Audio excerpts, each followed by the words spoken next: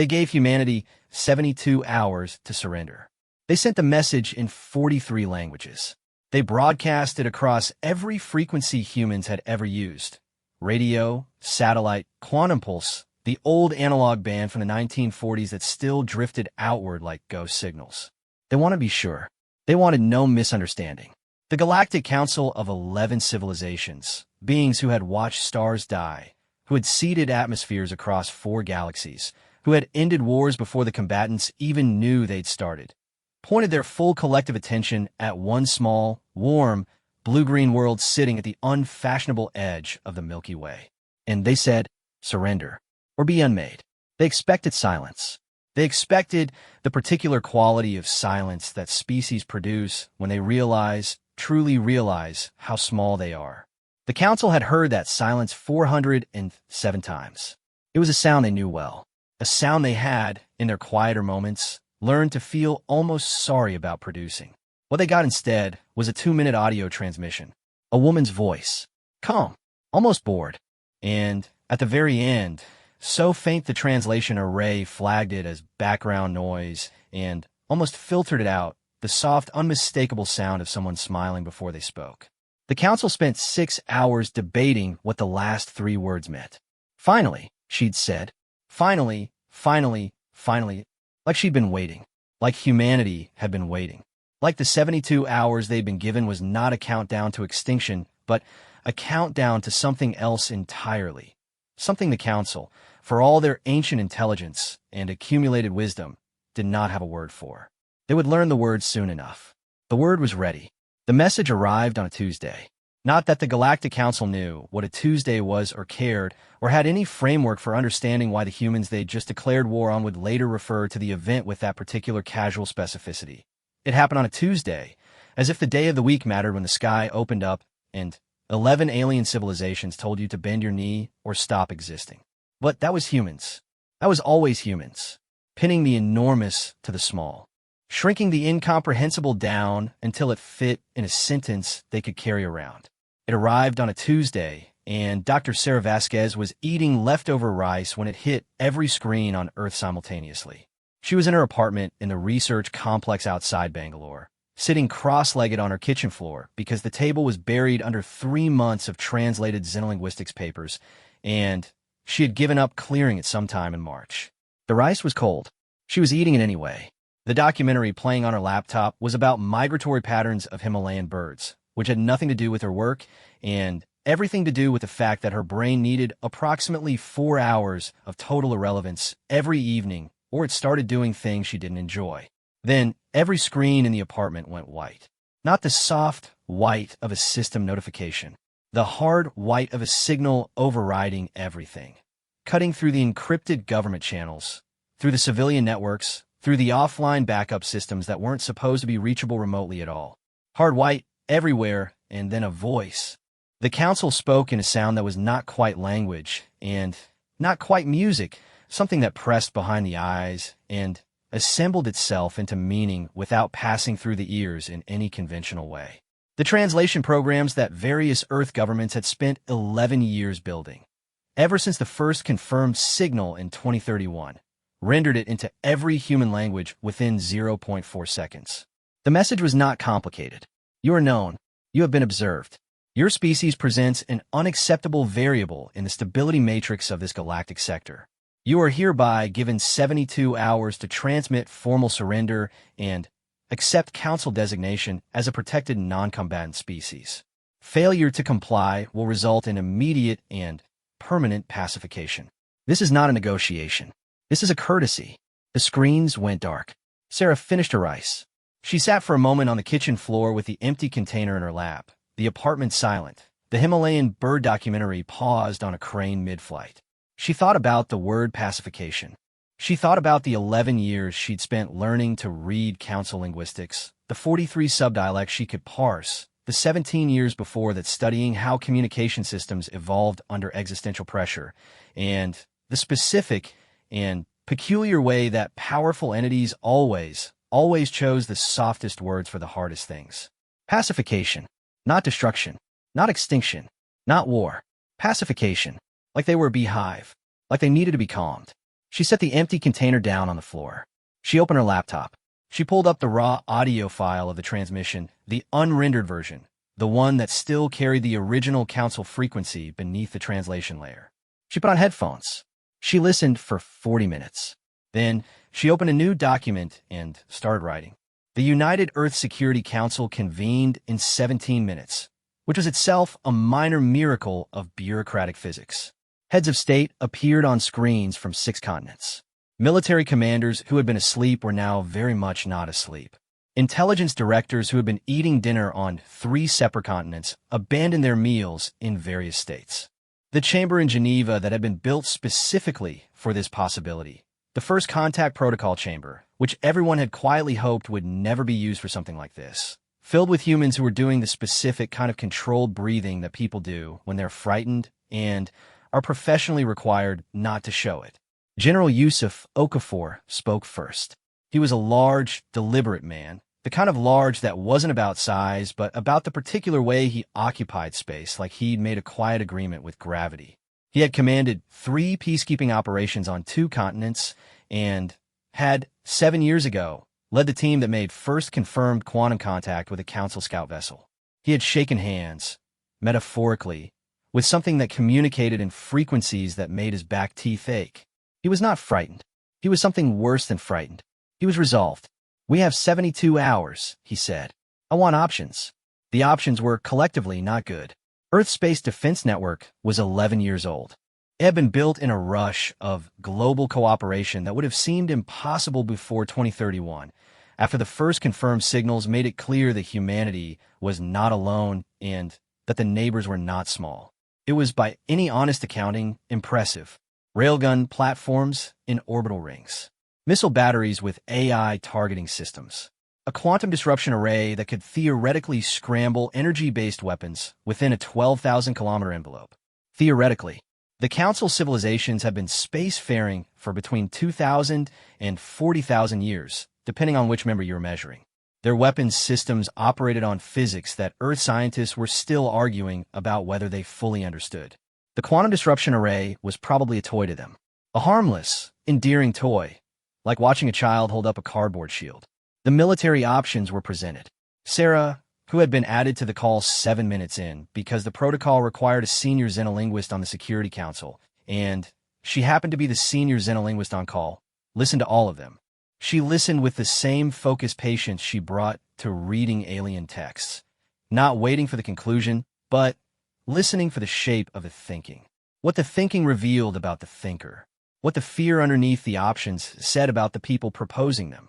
When the last option was presented, a coordinated strike on the Council's nearest relay station, 9 light minutes away, which would likely destroy the station and immediately provoke the pacification they were trying to avoid, she unmuted herself.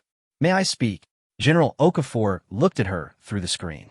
He had worked with her for 4 years. He knew that voice, that particular level of calm. "Dr. Vasquez," he said. "I want to talk about the word finally," she said. The chamber went a specific kind of quiet. The translation programs rendered the Council's closing statement as a courtesy phrase, she continued. Standard diplomatic close. "But I've been listening to the raw frequency for the last 40 minutes, and there's a secondary resonance layer in the transmission that the programs flagged as noise. It's not noise." She shared her screen. The waveform appeared. It meant nothing to most of the people in the room. It meant a great deal to her. This is an interrogative embed. The Council's linguistic structure uses layered frequencies the way we use tone and inflection. The primary layer was the declaration. The secondary layer was a question. She paused. "They asked us something." "What did they ask?" Okafor said. "They asked if we were going to fight." The room was quiet in a different way now. "The word they used for the question has no direct English equivalent," Sarah said. "Closest translation is something like, 'Do you have the audacity?' Or 'Do you dare?' It's not contempt. It's not a taunt." She looked at the waveform. "It's closer to genuine curiosity. They want to know if we'll fight," said Director Chun, who ran the Pacific Intelligence Collective and had the specific exhausted sharpness of someone who had not slept in 31 hours. "They want to know if we can," Sarah said. "Conceptually, philosophically, they've pacified 407 species. Every single one transmitted surrender within 48 hours. Some within the first hour." She let that sit. They've never met a species that fought back, she said. And I don't think they know what to do with one. Okafor leaned forward. Are you recommending we fight? Sarah looked at him through the screen. She was still sitting on her kitchen floor. She realized. She hadn't moved. The empty rice container was still beside her. The crane was still frozen mid-flight on the pause documentary behind her laptop. I'm recommending we answer the question they actually asked, she said. The response was transmitted with 23 minutes left on the 72-hour clock. Not because it took that long to compose. Sarah had the draft written in 4 hours. It took the rest of the time to get 41 signatures from heads of state, 14 approvals from military commanders, 6 rounds of translation review, and one very long argument with the European Security Director about whether the phrase she'd chosen was diplomatically appropriate, to which he had said, very calmly, very precisely, that diplomacy was a tool designed for situations where both parties wanted to avoid conflict, and that they were currently in a situation where one party had already declared the conflict was happening, which meant the rules had changed. The European Security Director had not been satisfied. He'd sign anyway, because they were 23 minutes out and there were no better options on the table. The transmission was 2 minutes and 11 seconds long. Sarah's voice, recorded in the clean acoustic chamber under the Geneva complex, reading the message in English while the translation array rendered it simultaneously in Council primary frequency. The message acknowledged the Council's declaration. It acknowledged the 72-hour window.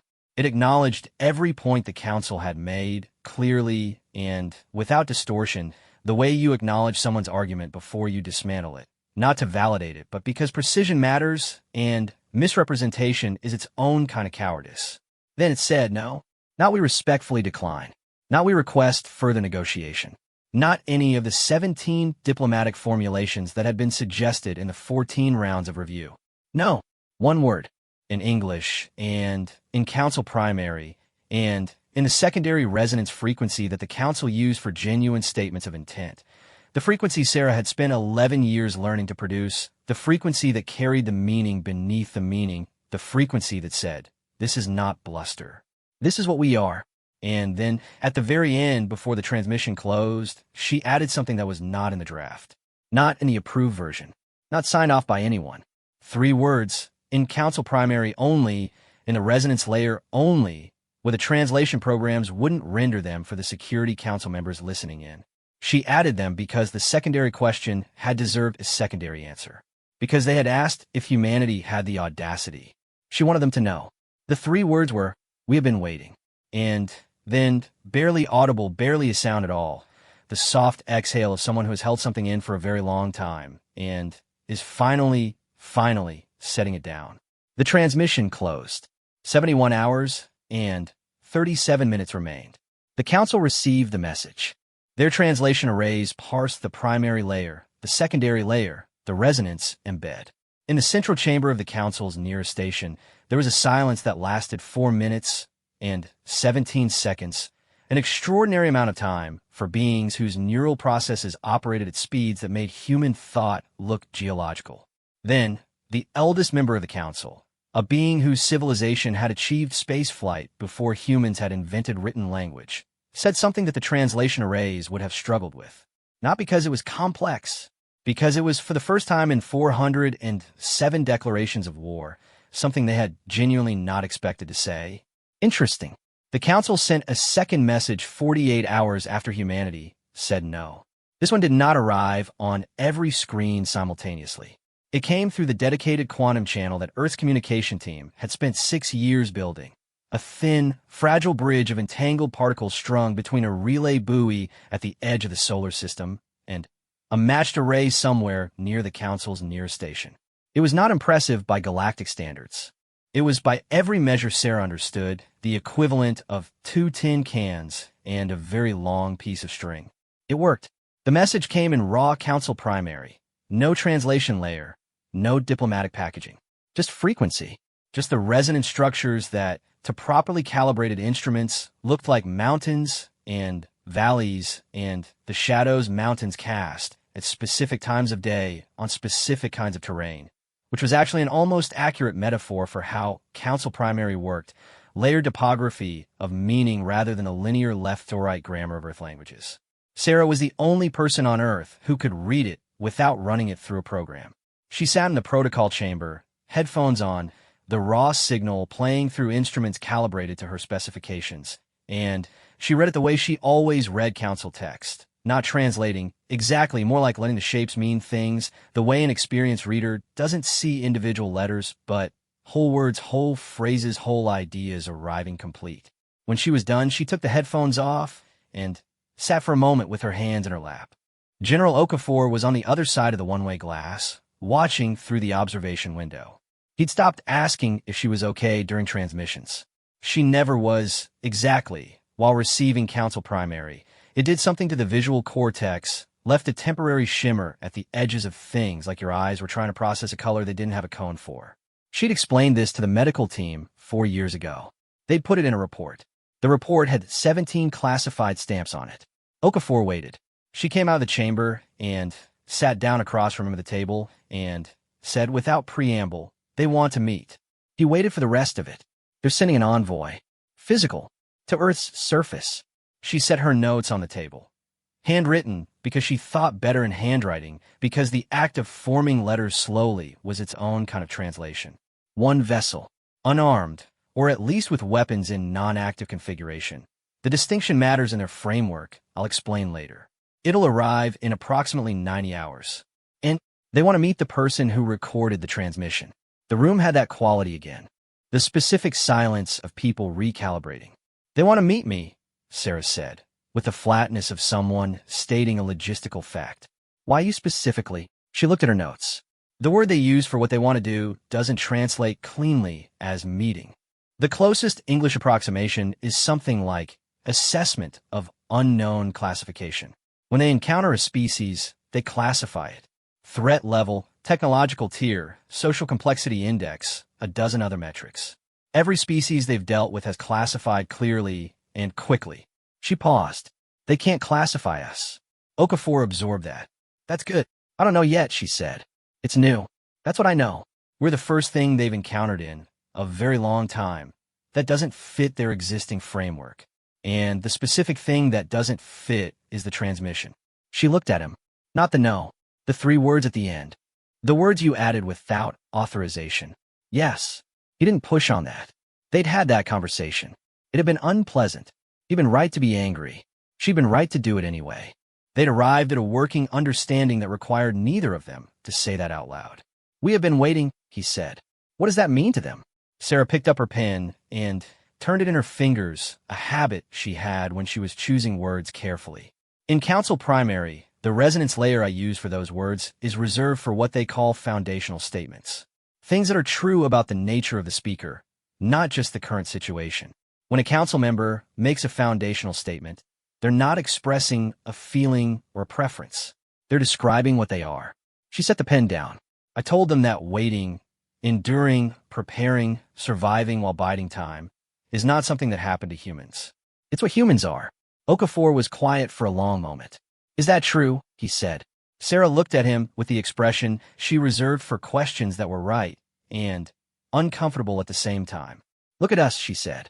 The 90 hours were not quiet. Earth's orbital defense network went to full readiness, which meant a great deal of activity and a significant amount of barely managed panic among the people responsible for calibrating weapons systems to track a vessel whose energy signature was unlike anything in the database. The vessel appeared on long-range sensors 60 hours out, and every astronomer and physicist with relevant security clearance spent the next 20 hours staring at the data with the focused intensity of people who have just realized that everything they thought they understood about propulsion physics was at best a rough draft. The vessel was large. Not planet-sized large, not the scale of science fiction's grandest imaginings, but large enough that the psychological effect of watching it approach on the sensor feeds was significant. Large enough that even the people who had spent years intellectually preparing for exactly this moment found themselves doing a specific kind of quiet internal accounting. Sarah spent those 60 hours doing 3 things. She slept because she was very good at identifying when her brain needed to be offline and very ruthless about enforcing it. She read, not xenolinguistics texts, not council analysis, but history, human history. Not the clean summary history of textbooks, but the primary sources, the letters and journals and contemporaneous accounts, the human record as it had actually been written by humans in the middle of things they didn't fully understand. She read accounts of the first humans to cross oceans in boats that had no business surviving the crossing. She read letters from scientists in fields that didn't yet have names, describing discoveries with the specific breathless wonder of people seeing something that had never been seen. She read the journals of doctors working in conditions that should have been impossible, soldiers who built shelters from ruins, engineers who solved problems with tools that weren't designed for those problems.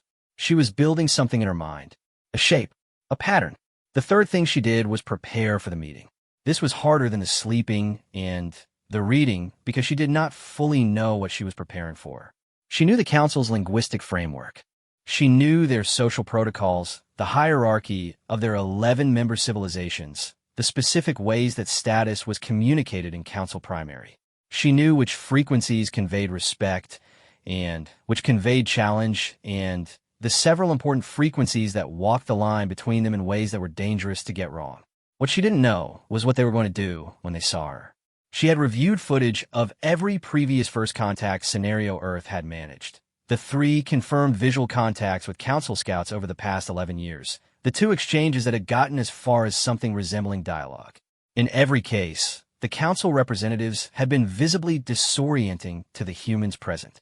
Not in a cinematic way, not tentacles and slime and sounds that didn't make sense. The council civilizations were diverse, and some were more visually alien than others, but the disorientation was subtler than appearance. It was the sense which everyone in those encounters reported afterward of being assessed, of being measured against a standard you didn't know and couldn't argue with, of being found quietly and without malice to be less than the measurement. Every human who had experienced direct council contact described it the same way, with slight variations, like being very small in a very large room, but the room is watching you. Sarah had thought about this a great deal over 11 years.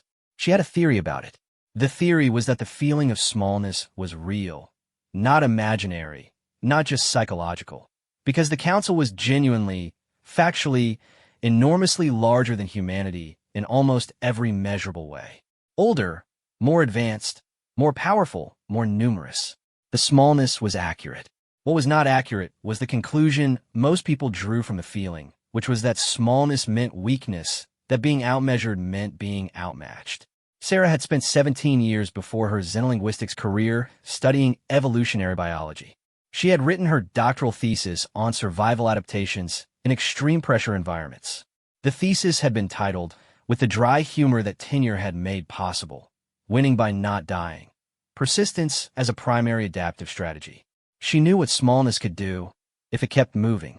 The council envoy's vessel landed in the designated contact zone outside Nairobi at 0340 local time, which nobody had planned to be the middle of the night, but which was the middle of the night for someone no matter what happened, and the Nairobi contact zone was lit with enough illumination that the darkness was mostly symbolic. Sarah was there. General Okafor was there. A security team of 40 was positioned in a perimeter that was professionally maintained and privately useless, because if the council envoy wanted to do something that 40 armed humans could stop, they wouldn't be a council envoy.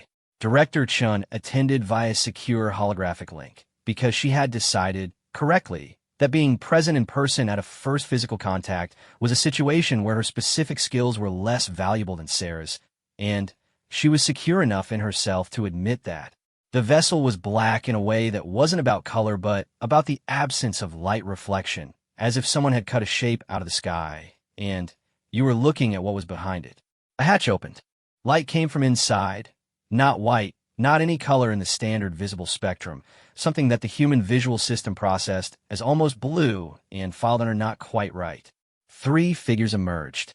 They were approximately humanoid in overall structure, bilateral symmetry, upright posture, 2 primary limbs above and 2 below, which was either a fascinating example of convergent evolution or a deliberate choice to make the contact less destabilizing, and Sarah suspected the latter. But the similarity to human body structure was the way a key is similar to the lock it opens, related but not the same. Their proportions were different. Their movement was different the kind of fluid precision that comes from a nervous system with more processing bandwidth. Their faces, if face was the right word, and it approximately was, carried no expression that mapped to anything in the human emotional repertoire, which was not because they felt nothing, but because their feeling was organized differently, the way a symphony and a drum circle are both music but are not the same music. The central figure was taller. It carried itself in a way that the council resonance text described as primary presence, not dominance, exactly, but gravity, the kind of weight that everything else in the space oriented toward. It looked at Sarah. She looked back.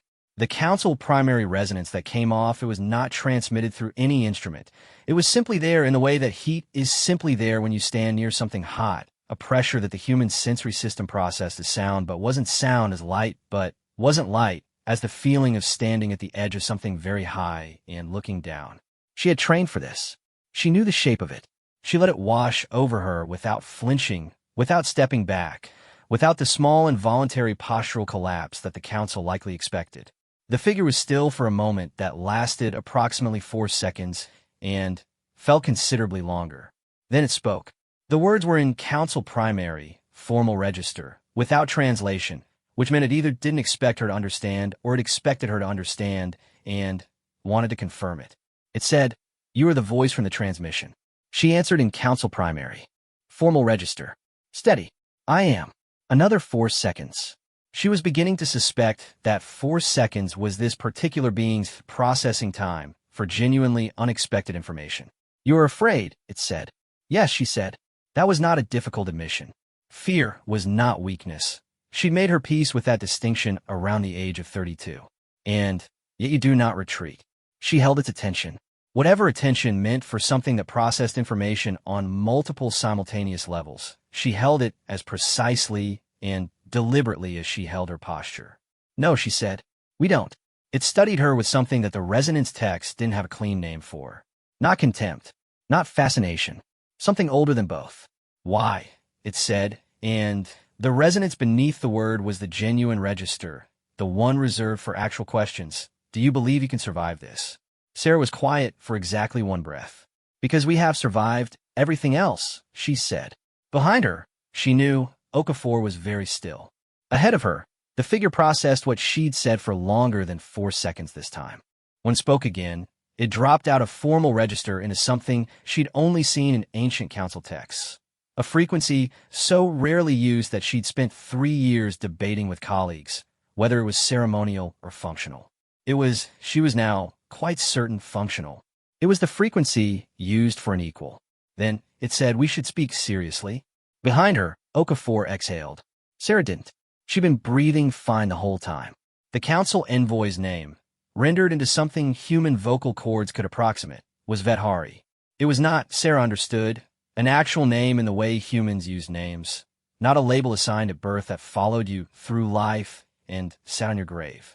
In council culture, the resonance identifier that a being carried was something closer to a statement of current nature. What you were precisely at this moment in your existence, which could and did change as you changed. The approximation Vethari captured maybe 30% of the meaning of the actual identifier, which was a layered frequency structure that took 4 seconds to fully transmit and encoded not just identity, but entire histories of becoming. She called it Vethari because she had to call it something, and because she had a feeling they were going to be talking for a long time, and this central figure was going to wear thin as a working noun.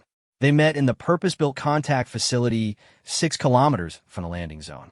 Neutral ground, carefully chosen, human construction, but designed according to council spatial preference guidelines that Sarah had drafted and the engineering team had implemented with impressive speed, and only 3 arguments about load-bearing walls.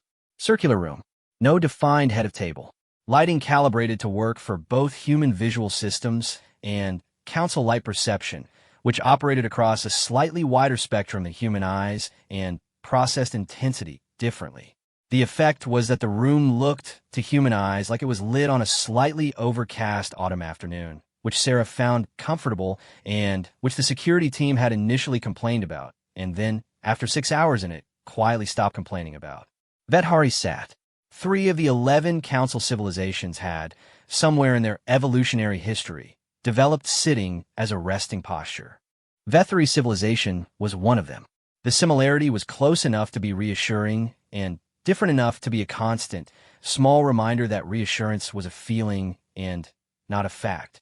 2 of Vethari's diplomatic staff remained in the room. 6 of Okafor's people remained in the room.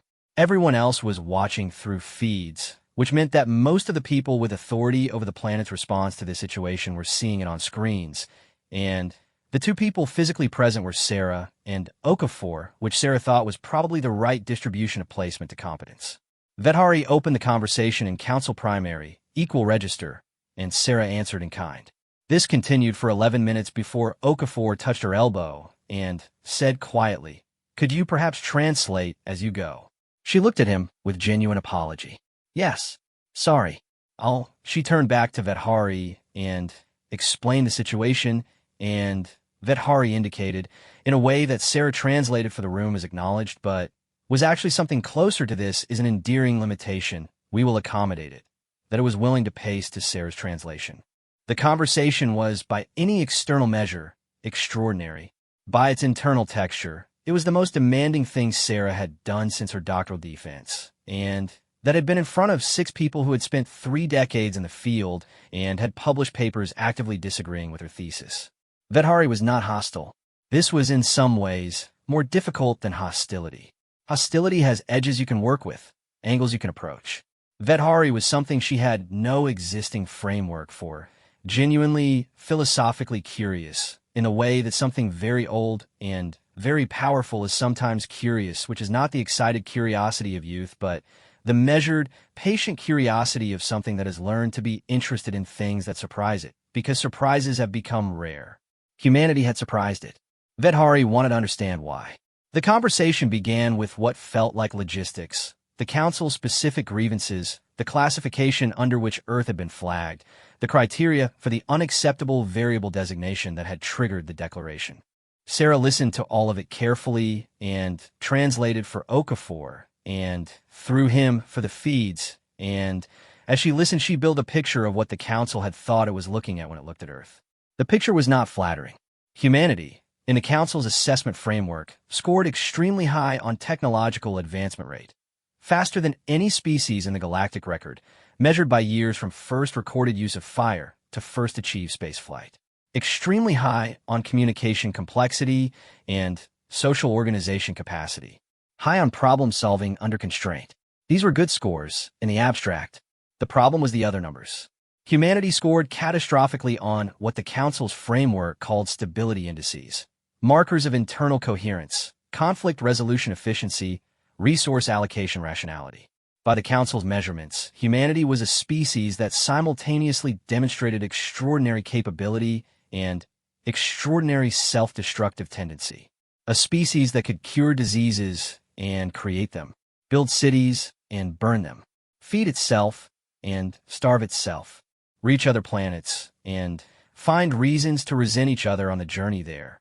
In the Council's framework, this particular combination, high capability, low stability, was the one profile that had, across 407 evaluated species, most reliably produced eventual catastrophic outcomes.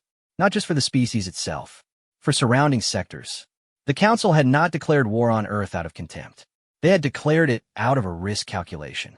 Sarah listened to this, translated it, watched Okafor's face go through several things at once, watched the security team absorb it, felt the weight of it settle into the room. Then she turned back to Vethari and said, in Council Primary Equal Register, with a specific subfrequency used for substantive challenge, your model is wrong. Vethari processed that for longer than 4 seconds. The model has not been wrong in 400 contact events, it said. The model has not been tested on us, she said. It has been tested on 400 species that are not us. The model is inductive. Inductive reasoning produces accurate predictions until it encounters the edge of the sample it was built from. She paused. You are at the edge of your sample. Vethari was quiet. The stability indices, Sarah continued, measure coherence. What they don't measure is why we aren't coherent. You've classified our internal conflict as evidence of instability. It is evidence of something else. What else? She chose her next words with the precision of someone who knows that precision, here, is the whole of the argument. growth that hasn't finished yet. She watched Vet Hari process this and continue before it could respond, because she had thought about this moment for 11 years, and she was not going to give it up to politeness. Every species you've cataloged that scored high on capability and low on stability indices, how many of them were less than 100,000 years old? A pause. None. Humanity, she said, has been a recognizable sapient species for approximately 300,000 years. We have had civilization, organized settlement, writing, complex agriculture for approximately 10,000 years. We have had spaceflight for 70 years. She looked at Vet Hari directly. You are measuring the stability of a species that has been capable of creating civilization for less than 1% of the time it has existed. You are assessing a child by adult standards. Your kind has caused significant damage in those 10,000 years, Vet Hari said. Yes, she said. We have. We've also survived it. She kept her voice even, the way you hold a weight steady. Every extinction event, every pandemic, every war, every collapse, we've survived all of it. Not because we were stable, because we were stubborn, because something in our architecture refuses to accept an ending. She paused. That's not a stability failure. That's a different kind of stability. One your model has no category for. Vet Hari looked at her. It used the word, the one she'd spent 3 years debating with colleagues. Explain, it said, in the frequency of an equal. What do you mean by stubborn? The conversation lasted 19 hours. Okafor lasted until hour 14 before his body made non-negotiable demands, and he handed primary diplomatic observation to Director Chun, who attended via holographic link from Geneva and whose specific talent for absorbing complicated information and asking the right follow-up question proved, in the final hours, to be exactly what was needed. Sarah lasted all 19 hours. She drank 8 cups of tea over the course of it, which Vet Hari observed with what she had come to recognize as genuine curiosity. Not at the tea specifically, but at the practice, at the concept of a working pause, at the human tendency to mark the passage of intense mental effort with small physical rituals. She explained it once in Council Primary, and Vethry's response was untranslatable in its precise form, but approximated to something like we had something similar once very long ago. She didn't ask what it was. Some things you leave at the edge. What emerged from 19 hours of conversation was not peace. It was not a treaty. It was not a formal suspension of the declaration. Those things were larger than one conversation and would require processes that included people with more authority than Sarah and more patience than most of them had, and would take time that neither side had formally agreed to give. What emerged was this. Vet Hari would return to the council. It would present its assessment of the contact. This assessment would include, at Sarah's careful, deliberate suggestion, made in the 16th hour when she'd identified the right frequency and the right moment, not just the data from the conversation, but a recommendation to delay pacification action pending what Vet Hari termed, in Council Primary, a reclassification study. Reclassification study was, as far as Sarah could determine from the texts, unprecedented in Council history. Species got classified. They didn't get studied for reclassification. What is that by us? Okafor asked when she explained this after Vet Hari had returned to the vessel for the agreed rest period. Another unprecedented thing, because Council envoys did not rest on alien worlds, but Vet Hari had asked, and Sarah had said yes before Okafor could calculate the security implications. Time, she said. How much time? She thought about the question with the same care she brought to translation. Not for the answer she wanted to give, but for the accurate one. Enough, she said. If we use it right. Okafor looked at her with the expression he wore when he wanted to push for more specificity and had learned, through 4 years of working with her, that more specificity was not always available, and that pushing for it when it wasn't was a waste of time. What do they want from the reclassification study? He asked instead. Evidence, she said, that the model is wrong, that we're not the species the stability indices say we are. She looked at her notes, pages of them, handwritten in a shorthand that was half English and half phonetic Council Primary, and entirely her own system.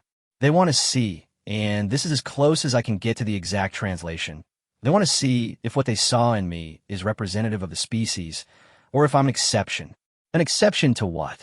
She set down her pen. To the pattern. The high capability, low stability pattern. They think I'm an outlier. An anomaly. She looked at him. They think the person who wrote the transmission and survived 19 hours of council primary dialogue and said no to their declaration isn't what humanity actually is. And what do we have to do to prove them wrong? She picked the pen back up. Show them what we actually are, she said. Not what we could be, not what we hope to become. What we are, right now, across 6 billion people, 7 continents, 100 different systems of government, and 1,000 different ways of organizing a life. She looked at the notes. They want to understand what holds something like us together. Why we haven't destroyed ourselves yet. Why, given every piece of historical evidence that we should have, we're still here. She said it without weight, without drama, just a fact of it. We have to show them that. Okafor was quiet for a long time. That's not a diplomatic mission, he said. No, she agreed. It's bigger than that. Outside, the council vessel sat in the lit-up dark, black against the night sky. The shape of a question that had been asked before. Do you have the audacity? And was now being asked again in a different form, to a larger audience. 7 billion people who didn't yet know their entire species had been filed under pending reclassification. They were going to find out soon. Sarah hoped they were going to handle it the way she told Vedhari they would. She thought they probably would. She thought this because she had spent her life reading how humans communicated under pressure. Not what they said, but the shapes underneath what they said, the frequencies beneath the words, the thing that survived when everything else was stripped away. It was not stability, no, but it was something that stability had never managed to produce across 400 evaluated species, across 40,000 years of galactic cataloging. It was the specific human variety of being too stubborn to agree that something was over. In Council Primary, there was no word for it. There was going to have to be one, she suspected. She would probably be the one to define it. The reclassification study lasted 3 years. In the scope of galactic timekeeping, particularly the timekeeping of civilizations that had existed for tens of thousands of years.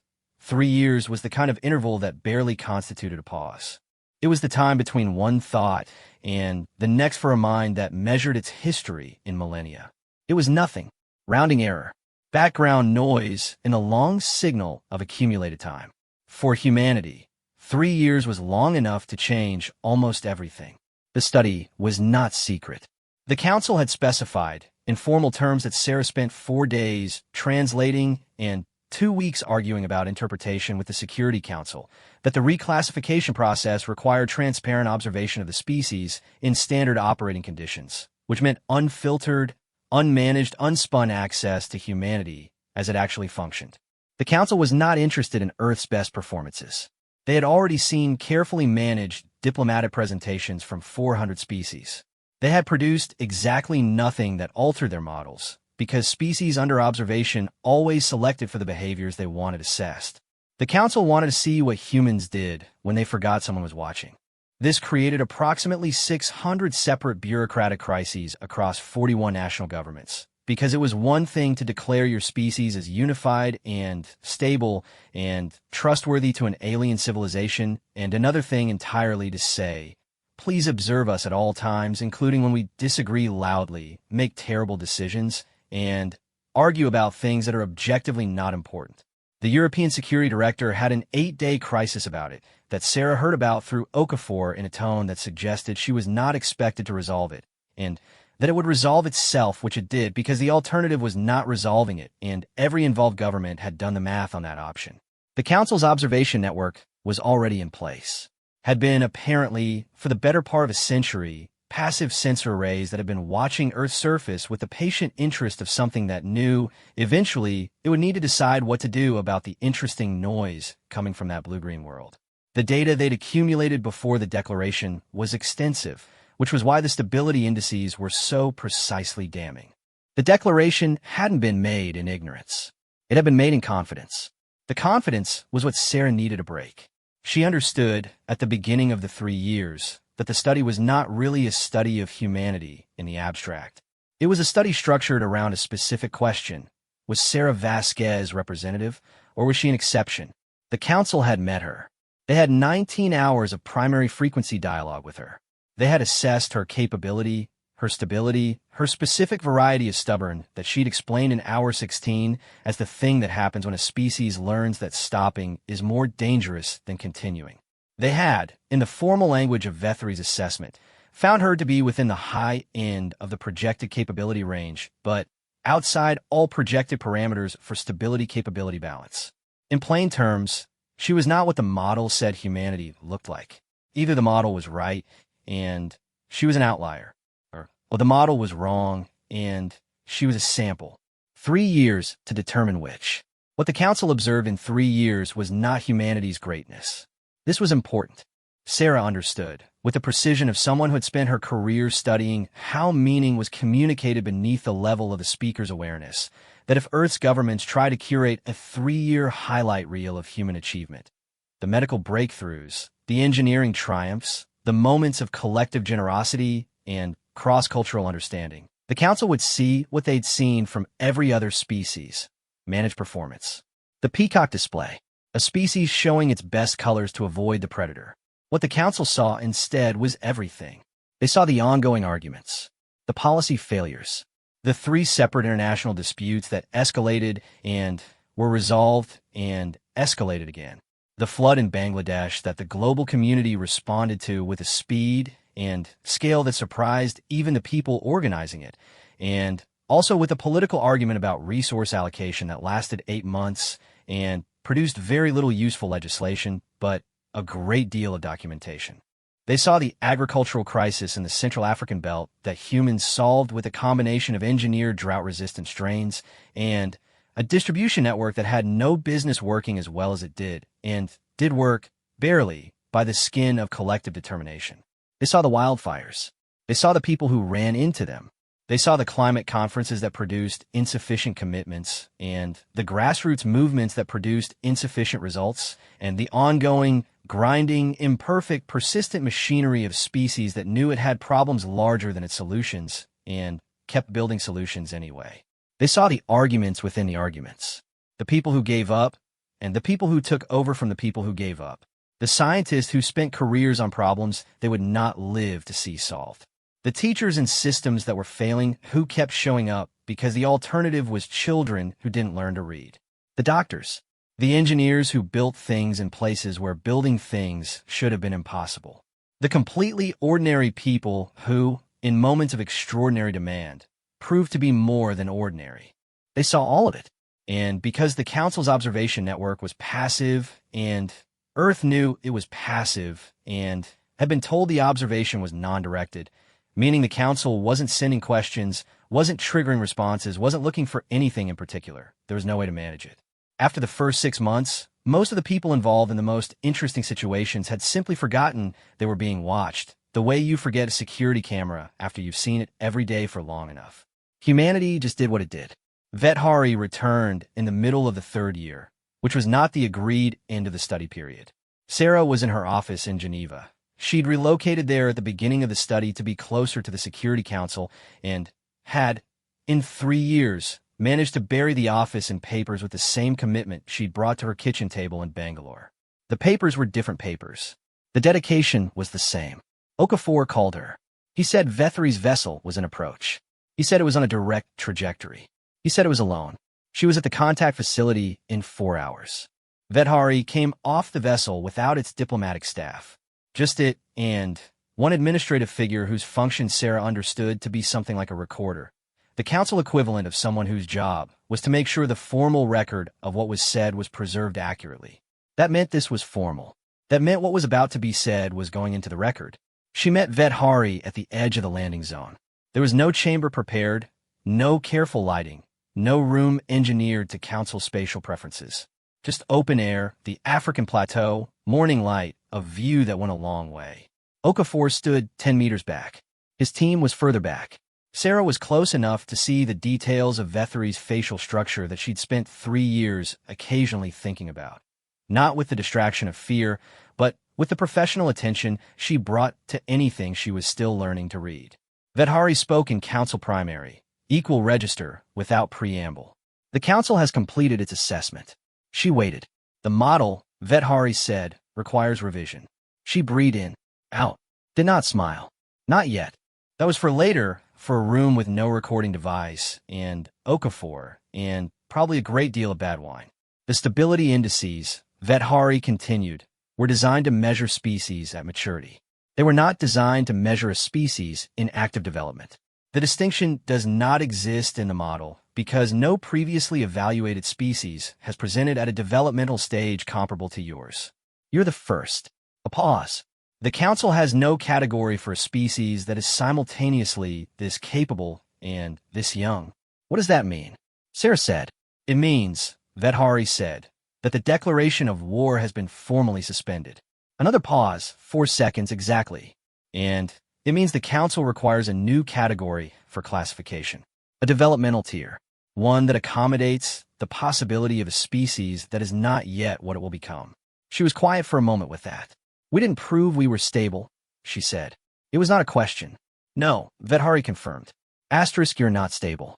You are asterisk, and here it used a frequency she'd encountered twice in ancient council texts, a frequency that old enough to not have a modern standardized form, a frequency that was close to, but not exactly the word for in process, something closer to becoming.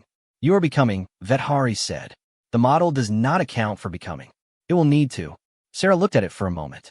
Then, she said in equal register, in the frequency she'd chosen very deliberately, the one that was closest to the human concept of, this is something I want you to understand, not just to record. We have always been becoming. Vedhari was still. You, it said, after the longest pause yet, not 4 seconds, closer to 10, are the strangest species the Council has ever encountered. I know, she said. We do not know what you will become.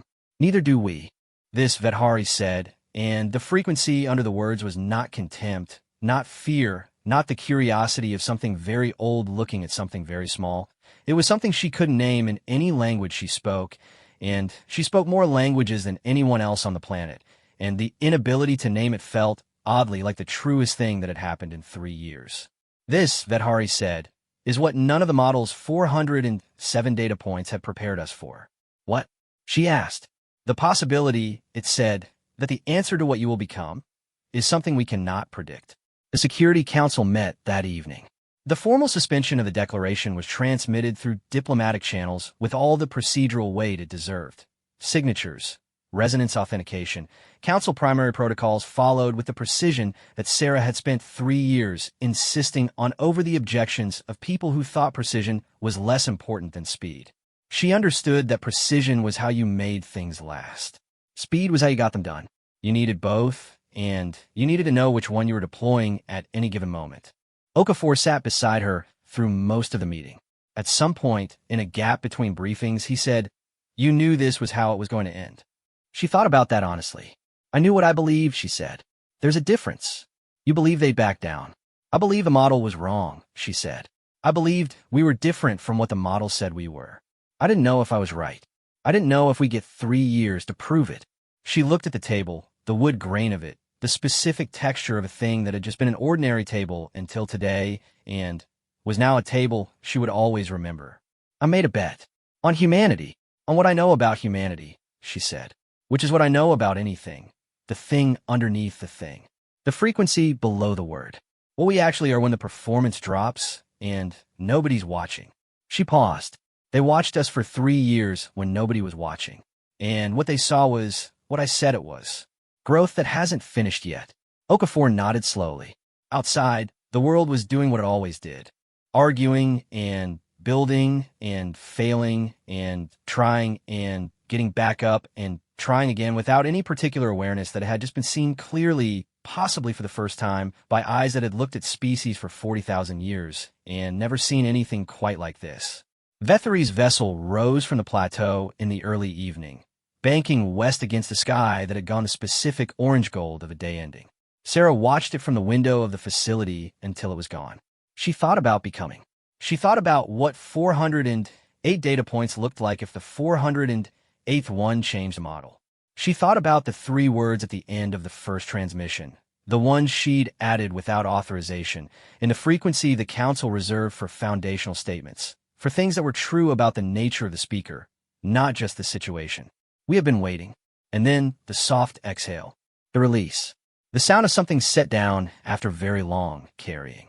Humanity had been waiting for a very long time, through the ice ages and the empires and the famines and the plagues and the wars and the slow grinding recoveries, through all the iterations of near extinction that the history books cataloged and the ones that only the genetic record remembered, waiting without knowing it was waiting for the thing that would look at it clearly and ask, "What are you?" Now something had looked. Now something had asked.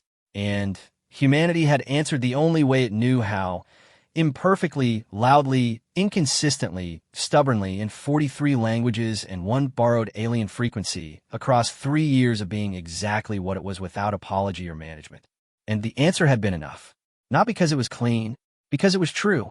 Outside, 7 billion people who had spent 3 years living their complicated, imperfect, stubborn lives went on living them, most of them never knowing that those lives, exactly as they were, had just rewritten a galactic model that had stood for 40,000 years. Sarah put on her jacket. She had papers to get back to.